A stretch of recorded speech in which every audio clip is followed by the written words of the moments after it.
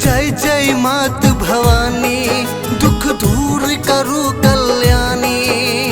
जय जय मात भवानी, दुख दूर करू कल्याणी। नाम जपै छी आही का माँ कहरू ने उधार। हाय बेटा करैया बिनती, माँ सुनू ने पुकार। हाय बेटा करैया बिनती, माँ सुनू ने पुकार। जय जय मात भवानी, दुख दूर करू कल्याणी।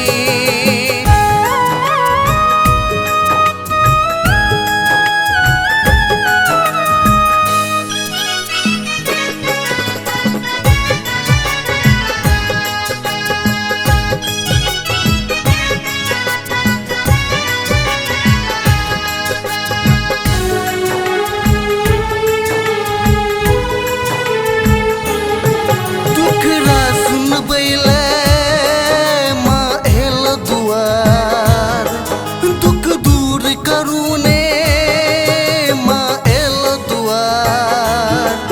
रो भैया आहक बेटा, जा ककरा कहब संदेशा।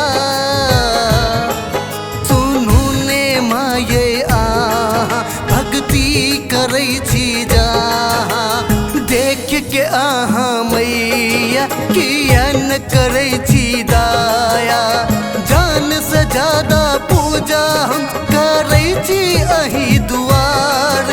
सुनू ने हे यही मैया, बेटा के यहाँ पुकार। सुनू ने हे यही मैया, बेटा के यहाँ पुकार। जय जय मात भवानी, दुख दूर करू कल्याणी।